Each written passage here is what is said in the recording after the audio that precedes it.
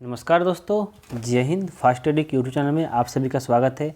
आज हम लोग वर्ल्ड मैप का तीसरा क्लास करने वाले हैं और ये तीसरा क्लास जो हम लोग का क्या होगा, बेसिक्स होगा, जो कि बेसिक तीसरा है। हम लोग अभी तक 2 वीडियो वर्ल्ड मैप का हम लोग ने बना चुका है, तो आप जा करके वहाँ से देख सकते हैं। प्लेलिस्ट में जा करके वर्ल्ड मैप का आप 2 वीडियो देख सकते हैं। देखिए, बेसिक्स पढ़ाने का मेरा मतलब यही है। बेसिक्स जब तक आप वर्ल्ड मैप में तो कुछ बेसिक्स होते हैं, ठीक है, उसको आप पढ़ लेंगे तो क्या होगा कि आपको वर्ल्ड मैप आगे पढ़ने में आसानी होगी। नहीं तो बहुत सारे जगह पे आपको डिफ़िकल्ट होगा पढ़ने में कि ये क्या बता दिए सर ने, क्या समझाया, कुछ ऐसा मतलब समझ में नहीं आ पाएगा, ठीक है। इसलिए मैंने बेसिक्स पढ़ाया और बेसिक्स पढ़ना ज़रूरी भी है। जब तक आप बेसिक्स नहीं पढ़ेंगे, जब तक थोड़ा आगे डिफ़िकल्ट होगा, इसलिए मैंने बेसिक्स। और हाँ, आपको बता दूं कि हम लोग सबसे पहले ये वर्ल्ड मैप पढ़ेंगे, उसके बाद हम लोग इंडिया मैप पढ़ेंगे, उसके बाद जितने भी स्टेट है स्टेट वाइज मैप पढ़ते चलेंगे, ठीक है। इंडिया के जितने भी स्टेट है इस सब स्टेट वाइज मैप पढ़ते चलेंगे। तो ये पढ़ाने का मेरा एक सीक्वेंस होगा। पहले हम लोग वर्ल्ड पढ़ेंगे, उसके बाद इंडिया पढ़ेंगे, उसके बाद स्टेट पढ़ेंगे। इस तरह से क्या होगा, अगर आप पढ़ते हैं तो आपको एक बेसिक अंडरस्टैंडिंग डेवलपमेंट होगा और आपको अच्छे से याद होगा। और मैं इस तरह बता रहा हूँ, आपको एक चैलेंज के साथ कर रहा हूँ, ठीक है। आप यहाँ से मैप पढ़ लेंगे एक बार, ठीक है। पूरे क्लास जब कर लेंगे तो आपको कहीं और पढ़ने की ज़रूरत नहीं है। और बताता हूँ कि इससे बहुत ही ज़्यादा क्वेश्चन आते हैं। आपको हर चीज़ में ये आपको देखने को मिलेगा। या आप हिस्ट्री पढ़े, फिर या जियोग्राफी पढ़े, या फिर आप पॉलिटिकल साइंस पढ़े, क्योंकि उसमें भी थोड़ा बहुत इसका ज़रूरत पड़ता है, तो बहुत ज़्यादा ये ज़रूरत पड़ता है, ठीक है। तो इसलिए आपको ये पढ़ना ज़रूरी है। अगर इंटरनेशनल से पढ़ रहे हैं तो इंटरनेशनल में तो ये बहुत ही ज़्यादा इंपॉर्टेंट हो जाता है। तो इसलिए इस पर्पज़ को लेकर के हम अच्छे से कवर करेंगे, ताकि आपको एक अच्छे से अंडरस्टैंडिंग डेवलप हो। वर्ल्ड मैप को अच्छे से पढ़े, उसके साथ इंडिया मैप और स्टेट मैप। अगर आप किसी भी कंपटीशन की तैयारी कर रहे हैं तो आप अच्छे से पढ़े, कोई दिक्कत नहीं होगा। और हाँ, आपसे एक रिक्वेस्ट है, अभी तक आप मेरे चैनल को सब्सक्राइब नहीं किए हैं तो आप मेरे चैनल को सब्सक्राइब कर लें। इससे क्या होगा कि मेरी जो भी वीडियो आएगी तो सबसे पहले नोटिफिकेशन आपको क्या होगा, सबसे पहले आपको नोटिफिकेशन मिलेगा। तो इसलिए आप मेरे चैनल को सब्सक्राइब कर ले। आपसे बस ये एक रिक्वेस्ट है। देखिए, आपके लिए हम इतना मेहनत करते हैं तो आपका भी कुछ फ़र्ज़ होना चाहिए। बस आप देखिए, आपका फ़र्ज़ नहीं, बस आपको बस थोड़ा सा एक रिक्वेस्ट है कि आप लोग क्या करें कि चैनल को सब्सक्राइब कर ले। इससे क्या होगा, मुझे मोटिवेशन मिलेगा और मैं आपके लिए अच्छे से अच्छे वीडियो बनाऊँगा और अच्छे से अच्छे नॉलेज आपको देने की कोशिश करूँगा। तो चलिए वीडियो को स्टार्ट करते हैं। आज हम लोग का बेसिक मैप थ्योरी है। तो सबसे पहले हम लोग जो पिछले क्लास किए हैं उसको थोड़ा सा हम लोग देखेंगे, उसके बाद हम लोग आगे बढ़ेंगे, ठीक है। तो सबसे पहले हम लोग पिछला क्लास कहाँ किया था? पिछला क्लास हम लोगों ने किया था कर्क रेखा, मकर रेखा और विषुवत रेखा। यहाँ तक मैंने जा करके देख लिया था। थोड़ा थोड़ा आपको ये बता दिया इसके बारे में, कर्क रेखा क्या होता है, विषुवत रेखा क्या होता है, मकर रेखा क्या होता है। तो ऐसे एक बार और मैं बताता हूँ आपको, विषुवत रेखा क्या होता है। विषुवत रेखा क्या होता है, जो पृथ्वी है, क्योंकि मैप हम लोग पढ़ रहे हैं पृथ्वी को ही हम लोग पढ़ रहे हैं। पृथ्वी का जो मैप लोकेशन है उसी को हम लोग पढ़ रहे हैं। तो क्या होता है, विषुवत रेखा पृथ्वी के बीचों बीच एक रेखा खींची गई। देखिए, ऐसे कोई पृथ्वी पे कोई लाइनिंग नहीं है, लेकिन क्या हुआ है कि वैज्ञानिकों ने इसे अपनी दृष्टि से खींच लिया ताकि बहुत सारे चीज़ों में इसे सहूलियत होगी। और ये खींचने का सबसे मेन मकसद ये है, पृथ्वी को 2 भागों में बांट दिया गया इसे, ठीक है, ताकि पृथ्वी को बीच बीच 2 भागों में बांटा गया। और इसके ऊपर खींचा गया कर्क रेखा और उसके बाद खींचा गया मकर रेखा। तो आपको मैं पिछली वीडियो में बता दिया हूँ, आप जाकर के वहाँ से देख लेंगे कर्क रेखा, मकर रेखा, विषुवत रेखा क्यों खींचा गया है। बस आज थोड़ा सा उसमें बाकी रह गया था, जो मैं आज आपको थोड़ा सा कंफर्म कर दूँ। देखिए, आपको बताया गया था पहले ही कि सूर्य का जो किरण है, सूर्य की किरण यहाँ से जब चलती है तो ऐसे होकर के आती है विषुवत रेखा, फिर यहाँ से आती हुई आती है मकर रेखा, और फिर यहाँ से आती हुई जाती है विषुवत रेखा पे, और फिर यहाँ से होकर जाती है ये क्या, कर्क रेखा पे। तो आप देखें तो सूर्य का किरण जो 3 यहाँ से देखिए आप, यहाँ से कर्क रेखा से विषुवत रेखा 3 मंथ पे जाती है, तीसरे मंथ पे 3 मंथ हुआ, यहाँ पे फिर गई तो 6 मंथ हुआ। यहाँ पे देखें तो यहाँ से चली तो यहाँ से 3 मंथ, यहाँ पे 6 मंथ, और फिर यहाँ पे ये 9 मंथ, यहाँ पे देखिए, फिर यहाँ पे रिटर्न आती है 12 मंथ। तो क्या होती है, मतलब साल 12 मंथ का होता है। तो क्या होती है, सूर्य का जो किरण देखें आप, तो यहाँ पे विषुवत रेखा पे अगर आप देखते हैं सूर्य की किरण, तो सूर्य की किरण विषुवत रेखा पे 2 बार चमकती है। आप यहाँ पर ध्यान से देखें तो सूर्य का किरण विषुवत रेखा पे एक यहाँ और एक यहाँ, 2 बार सीधा पड़ती है। तो इसलिए क्या होगा कि यहाँ पर सबसे ज़्यादा गर्मी होगा। तो बताए सबसे ज़्यादा गर्मी यहाँ होगा, यहाँ तक सूर्य की किरण लास्टली कहाँ चमकती है, तो कर्क रेखा पर उत्तर में, जो कर्क रेखा पर चमकती है उत्तर में, और नीचे में मकर रेखा पे चमकती है, ठीक है। तो यहाँ पे साल में एक बार यहाँ चमकती है, साल में एक बार यहाँ चमकती है, साल में कर्क रेखा पर एक बार, साल में मकर रेखा एकदम सीधे होती है एक बार, और विषुवत रेखा पे साल में 2 बार होती है सीधा, ठीक है। तो इसलिए क्या होता है, विषुवत रेखा पर सबसे ज़्यादा गर्मी होती है। तो सूर्य का प्रकाश अगर देखें तो ऊपर की तरफ जो है पर क्या होता है, हल्का सा छाई टाइप से जाता है, परछाई टाइप से। आप समझ ले कि अगर आप किसी टर्च को जलाते हैं तो थोड़ा सा उसका आसपास में, टर्च किसी लोग को समझ आता है, आसपास में थोड़ा सा चीज़ दिखाई देती है, क्या देती है, हल्का हल्का वहाँ पे प्रकाश जाता है। उसी तरह सूर्य का प्रकाश ऊपर जाता है। तो आप बताया, तो आपसे पूछे हम सबसे ज़्यादा गर्मी कहाँ होगी, तो विषुवत रेखा पे होगी। लेकिन अब पूछे सबसे ज़्यादा ठंडी कहाँ होगी, तो आप देखिए सूर्य का परछाई जब जा रहा है ऊपर की तरफ, तो देखते जाएँ, जाते जाते जाते यहाँ पे जब होगी सबसे कम परछाई जाएगी यहाँ पे अंत में। तो सबसे ज़्यादा ठंडी कहाँ पड़ेगी, ऊपर में। उसी तरह नीचे भी देखें हम तो सूर्य का प्रकाश सबसे ज़्यादा कहाँ पड़ेगी, विषुवत पर, लेकिन नीचे जाते जाते फिर क्या होगा, ठंडी कम होते जाए, गर्मी कम होते जाएगी, प्रकाश कम होते जाएगा तो क्या हो जाएगा, प्रकाश कम होगा तो गर्मी कम होगी, और गर्मी कम होगी तो यानी कि ठंडी बढ़ेगी। तो जैसे जैसे नीचे पड़ते जाएंगे आप, जैसे जैसे आप ठंडे प्रदेश में जाएंगे, यानी जैसे नीचे जाएंगे तो यहाँ पर सबसे ज़्यादा ठंडी पड़ती है नीचे में भी। उसी तरह ऊपर बढ़ेंगे तो बढ़ते जाएंगे तो जैसे जैसे ऊपर बढ़ेंगे गर्मी कम होती जाएगी, जैसे जैसे ऊपर बढ़ेंगे गर्मी कम होती जाएगी, यानी कि जैसे जैसे ऊपर बढ़ते हैं हम ठंडी बढ़ती जाएगी, ये भी कह सकते हैं हम, या फिर गर्मी कम होती जाएगी। उसी तरह जैसे जैसे नीचे बढ़ते हैं हम विषुवत रेखा से, वैसे वैसे ठंडी बढ़ती जाएगी या फिर गर्मी कम होती जाएगी। लेकिन अगर हम कर्क नीचे से अगर यहाँ पे देखें, पोल देखें, यहाँ पे नीचे जो है ध्रुव है पोल, सबसे नीचे में दक्षिणी ध्रुव है, यहाँ पे सबसे ऊपर में उत्तरी ध्रुव है। तो सबसे अगर उत्तरी ध्रुव से ऊपर की तरफ अगर हम आते हैं विषुवत रेखा तरफ, तो क्या हुआ कि गर्मी बढ़ेगी। यहाँ पे देखें तो विषुवत रेखा से अगर ऊपर की तरफ आता है तो गर्मी बढ़ेगी, और अगर यहाँ पे उत्तरी ध्रुव से अगर विषुवत रेखा पे हम लोग आते हैं तो क्या होगा कि हम लोग की यहाँ से भी गर्मी बढ़ेगी। यानी कि जैसे जैसे हम नीचे आएंगे गर्मी जब बढ़ती जाएगी, जैसे जैसे ऊपर जाएंगे गर्मी कम होती जाएगी। यहाँ पे देखिए जैसे जैसे यहाँ पे नीचे में क्या होगा, जैसे जैसे नीचे जाएंगे हमारी गर्मी बढ़ती जाएगी, और जैसे जैसे ऊपर जाएंगे, जैसे जैसे नीचे जाएंगे हमारी गर्मी कम होती जाएगी, जैसे जैसे ऊपर जाएंगे हमारी गर्मी बढ़ती जाएगी। तो आप ये समझ लीजिए, तो सबसे अधिक गर्मी कहाँ पड़ेगी, तो समझ लीजिए विषुवत रेखा, और सबसे कम कहाँ पड़ेगी, तो ध्रुवों पे। ध्रुव यानी कि नॉर्थ ध्रुव यानी उत्तरी ध्रुव, दक्षिणी ध्रुव, यहाँ पे दोनों पे पड़ेगी। तो ये पिछले क्लास का था जो मैंने आपको बता दिया। अब हम लोग आज का जो हम लोग का मेन क्लास है, आज हम लोग देखते हैं आज की क्लास क्या है। आज हम लोग पढ़ेंगे महासागर के बारे में। देखिए इसके पहले हम लोगों ने महासागर के बारे में थोड़ा सा बेसिक अंडरस्टैंडिंग ले लिया है कि विश्व में कितने महासागर होते हैं। तो आपको बता दें विश्व में 5 महासागर होते हैं, आपको ये बता दिया गया। कुछ लोग 7 भी कहते हैं तो आप 7 भी ले सकते हैं, लेकिन एक ही महासागर को 2 बार बांट दिया गया। जैसे कि प्रशांत महासागर को देखें तो उत्तरी प्रशांत कर दिया गया है, दक्षिणी प्रशांत कर दिया गया है। क्योंकि आप यहाँ पे देखें पृथ्वी के बीच बीच देखते हैं, यहाँ पे क्या है, एक विषुवत रेखा है। यहाँ पे अगर देखते हैं हम तो एक सेकंड फिर से अच्छे से इसको कर ले हम, ताकि आपको अच्छे से समझ में आए। यहाँ पे अगर देखें हम एक, तो यहाँ पे विषुवत रेखा है, तो इसी के उत्तर का जो एरिया है यहाँ पे उत्तर का, इसको क्या कहा गया, इसी को कहा गया प्रशांत महासागर, इसको कहा गया उत्तरी प्रशांत, इसको कहा गया दक्षिणी प्रशांत। इसी तरह इसको उत्तरी अटलांटिक, इसको दक्षिणी अटलांटिक।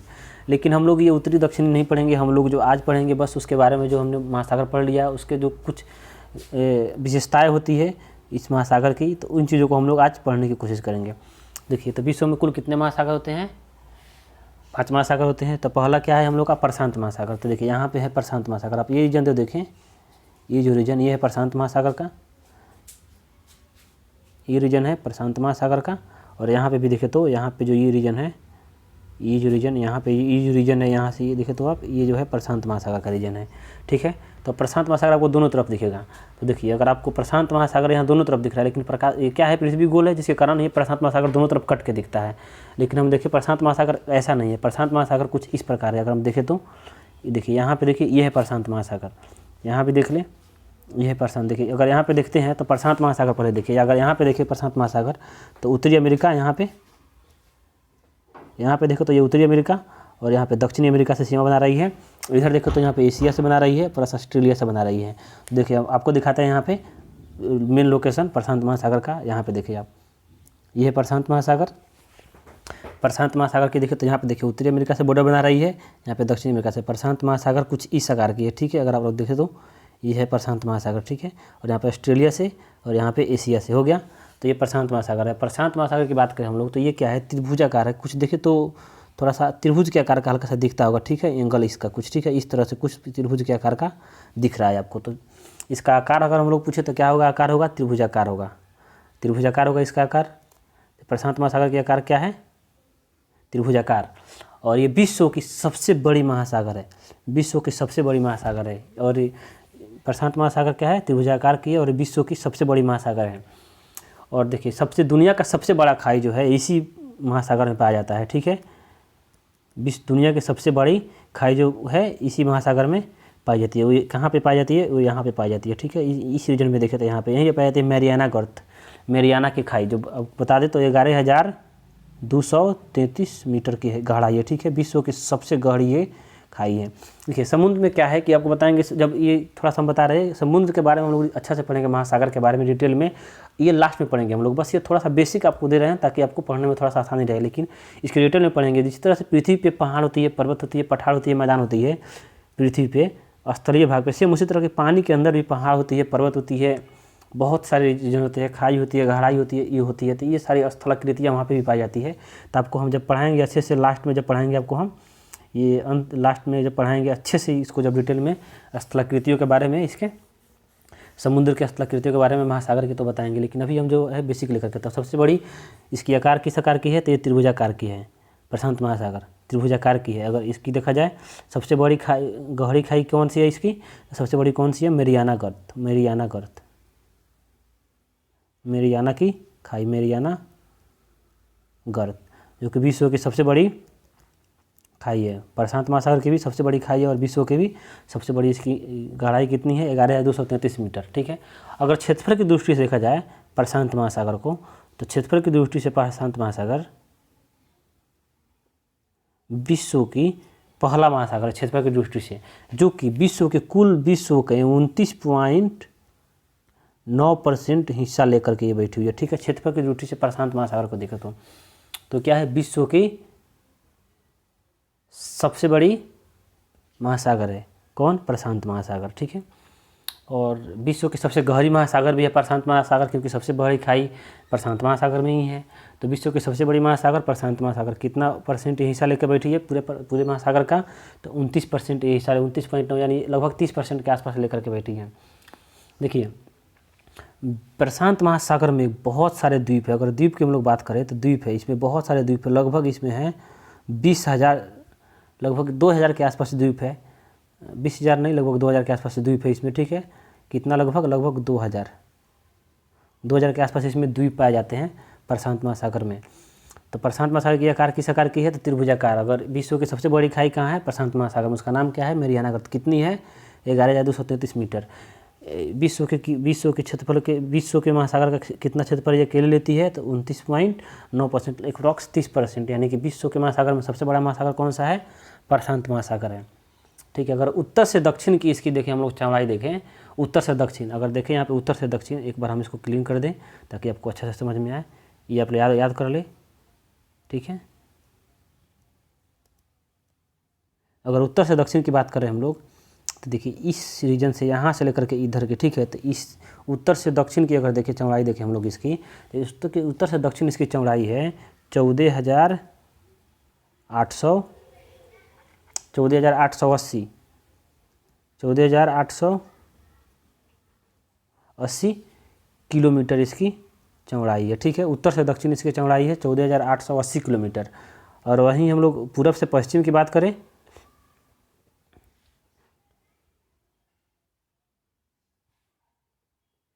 अगर हम लोग उत्तर से दक्षिण कितना है यहाँ पे 14,880 किलोमीटर। ठीक है।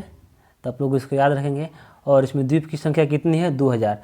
और इसकी औसत गहराई जो है, औसत गहराई क्या होता है अब बताएंगे। औसत गहराई मतलब होता है समुद्र की औसत, जैसे कि एक बेसिक गहराई होता है, जैसे कि कोई चीज़ बहुत ज़्यादा गहरा है, अगर इस तरह से ये गहरा है, ठीक है, तो मानो कि यहाँ से है, ये है ये पृथ्वी, तो इसकी औसत गहराई मानिए कहीं यहाँ पे ज़्यादा गहरा है, यहाँ पे कम गहरा है, तो एक औसत गहराई दोनों का, जैसे कि इसका और इसका दोनों को बीच को मिला करके ये ले जाता है औसत गहराई। ठीक है। यहाँ पे थोड़ा सा, जैसे एक सेकंड में आपको समझाता हूँ अच्छे से, तो ये एक औसत गहराई आपको ले आता है। ठीक है। जैसे कि यहाँ भी कोई गहरा है, तो औसत गहराई इसकी है कितना है, 4572 मीटर इसकी औसत गहराई है। ठीक है। इसकी औसत गहराई क्या है, 4500, इसकी औसत गहराई हो गया आपका, लिख बार क्यों नहीं चल रहा अच्छा से, औसत गहराई हो गया इसका 4500 हो गया आपका 72 मीटर। तो 4572 मीटर इसकी औसत गहराई हो गया। तो इसकी आकार क्या है, त्रिभुजाकार है। इसकी उत्तर से दक्षिण की चौड़ाई कितना है, 14,880 मीटर, 14,880 मीटर, 80 किलोमीटर, मीटर नहीं 80 किलोमीटर। औसत गहराई इसका कितना हो गया आपका, औसत गहराई होगा आपका 4572 मीटर।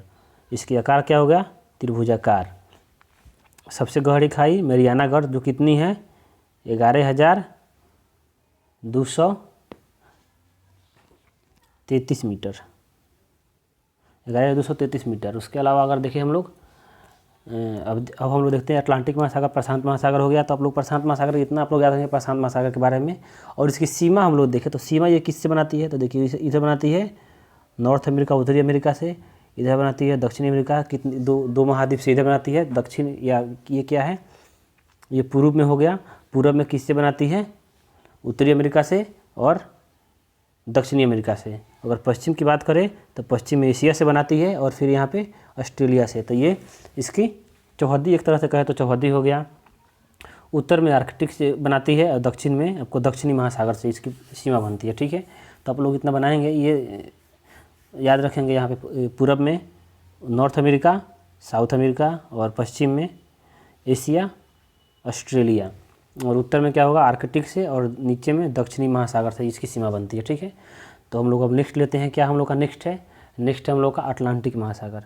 तो हम लोग नेक्स्ट लेते हैं यहाँ पे अटलांटिक महासागर।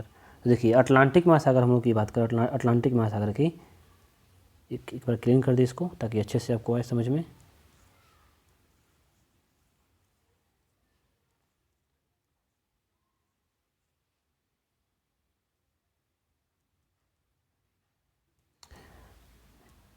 अटलांटिक महासागर की बात करें हम लोग तो ये हो गया अटलांटिक महासागर। ठीक है, ये जो रीजन है और ये रीजन जो है टोटल ये है अटलांटिक महासागर।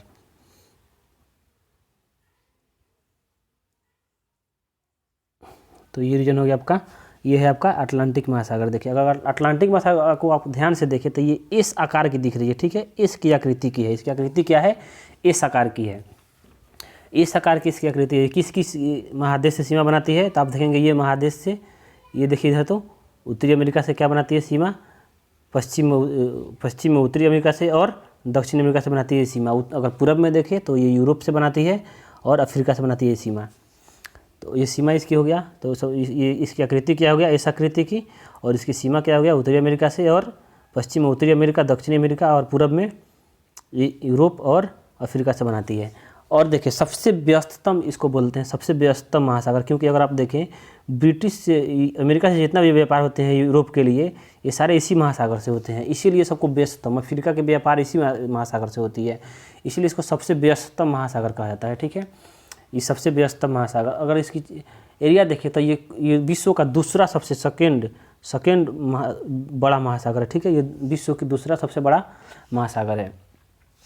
और ये देखें तो सबसे बड़ा दूसरा महासागर है, और ये विश्व का दूसरा महासागर। अगर इसकी देखें परसेंटेज, ये कितना एरिया कवर करती है, तो ये 17%, कुल महासागर का 17% एरिया अपने पास ये कवर करती है। ठीक है, अपने कुल महासागर का, यानी 5 महासागर है, यानी कि ये प्रशांत महासागर कितना लेता है, प्रशांत महासागर 29, यानी लगभग 30 के आसपास, 29.9%, 29.9%, ये 17% ले लेती है। तो ये दूसरा महासागर हो गया, विश्व का दूसरा महासागर हो गया। हम लोग तीसरा की बात करें, तीसरा हमारा यहाँ पे है हिंद महासागर। देखें हिंद महासागर के, अगर आप यहाँ पे देखें, ये लोकेशन है हिंद महासागर। ठीक है, ये हिंद महासागर हो गया। तो हिंद महासागर की आकृति देखें, ठीक है, तो कुछ इंग्लिश के एम अक्षर के आकार के दिख रहा है, आप देखेंगे तो यहाँ पे एम के आकार का दिख रहा है। ठीक है, ये विश्व का तीसरा महासागर है, तीसरा बड़ा महासागर है, ये थर्ड बड़ा महासागर है, विश्व का तीसरा बड़ा महासागर है। और देखिए अगर इसमें देखिए इस महासागर की सबसे बड़ा द्वीप, तो आप यहाँ पे ध्यान देंगे, यहाँ ये मेडागास्कर इसकी सबसे बड़ी द्वीप है। इसकी सबसे बड़ी द्वीप क्या है, मेडागास्कर। ये विश्व का तीसरा महासागर हो गया। इसकी आकृति क्या है, एम आकृति की हो गया, और ये विश्व का तीसरा महासागर, और इसकी सबसे बड़ा द्वीप देखा जाए इसमें का, तो क्या हो गया, ये मेडागास्कर हो गया। द्वीप किसे कहते हैं, स्थल का वह छोटा भाग जो चारों ओर से पानी से घिरा हो, उसको बोलते हैं द्वीप। स्थल का वह बड़ा भाग जो चारों ओर से पानी से घिरा हुआ है, उसको बोलते हैं महाद्वीप। यही अंतर होता है द्वीप और महाद्वीप में। और इसकी औसत गहराई की बात करें हम लोग, इसकी औसत गहराई की तो 4000 मीटर इसकी औसत गहराई है हिंद महासागर की। एक बार इसको क्लियर कर दे ताकि आपको अच्छे से, तो ये अटलांटिक महासागर देख रही है, प्रशांत महासागर, अटलांटिक महासागर, इसकी औसत गहराई कितना है, 4000 मीटर इसकी औसत गहराई है। ठीक है, इसकी औसत गहराई है। और मेडागास्कर इसकी सबसे बड़ा द्वीप, इसकी आकार किस आकृति की है, तो एम आकार की है। और अटलांटिक महासागर किसकी है, तो एस महासागर की। और प्रशांत महासागर की बात करें तो प्रशांत महासागर त्रिभुजाकार आकार की है। ठीक है, विश्व की सबसे बड़ी इसकी गर्त जो है, खाई है, सुंडा खाई है, जो कि यहाँ पे है। आप ये थोड़ा सा इसको आप नहीं देख पाएंगे क्योंकि ये क्लियर हो गया, अच्छा सा इसको कवर करते हैं हम।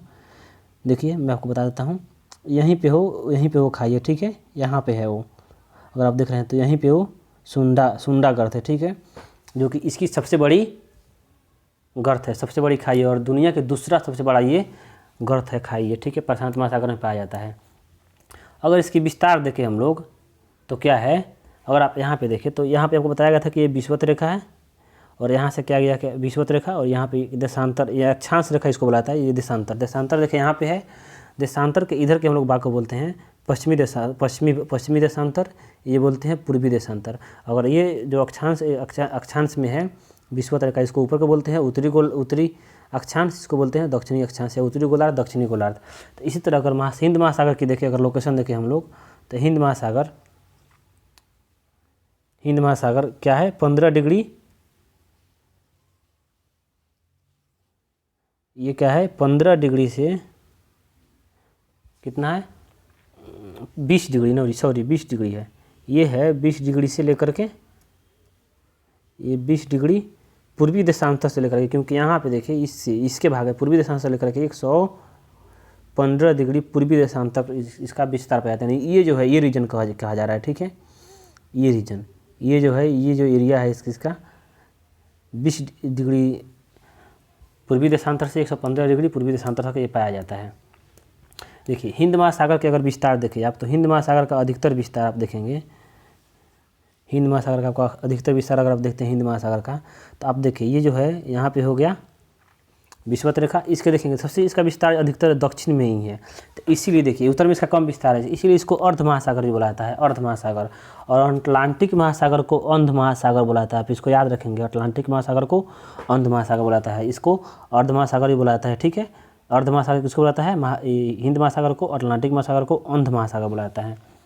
और ये तीसरा बड़ा महासागर है, कौन सा, हिंद महासागर। और आपको एक चीज़ बता दें कि ये विश्व का पहला ऐसा महासागर है, ठीक है, विश्व का पहला ऐसा महासागर है जो किसी देश के नाम पर है, यानी इंडिया के नाम पे है। बाकी किसी भी महासागर का आप नाम ले ले, वो किसी भी देश के नाम पे नहीं है, ये अकेला ऐसा महाद्वीप है जो किसी देश के नाम पर है, यानी कि ये इंडिया के नाम पे है, ठीक है। ये भी चीज़ आप याद रखेंगे, ये सब चीज़ अब याद रखना है, ये बेसिक चीज़ है, ठीक है। उसके बाद हम लोग आते हैं क्या, अगर इसकी बाउंड्री की हम लोग बात करें, तो अगर देखिए बाउंड्री उत्तर में क्या बनाती है, ये उत्तर में बनाती है यहाँ पे एशिया से, यहाँ बनाती है। अगर पूर्व में देखें हम लोग, पश्चिम में देखें तो पश्चिम बनाती है अफ्रीका से, और इधर क्या बनाती है ऑस्ट्रेलिया से, इसकी पश्चिम में इसकी बाउंड्री बनती है अफ्रीका से, पूर्व में बनती है ऑस्ट्रेलिया से। तो आप याद रखेंगे हिंद महासागर के बारे में, ये इसकी आकृति क्या है, ये आकार की है, इसकी औसत गहराई कितनी है, तो इसकी औसत गहराई है 4000 मीटर, ठीक है। इसकी औसत गहराई 4000 मीटर। इसकी सबसे गहरी गर्त क्या है, सुंडा गर्त है। और ये विश्व का पहला ऐसा महासागर है जो किसी देश के नाम पर है। और अटलांटिक महासागर के बारे में याद रखेंगे आप, ये अंध महासागर, ये इसकी आकृति क्या ऐसा आकृति की है, ये सबसे व्यस्तम महासागर है अटलांटिक महासागर।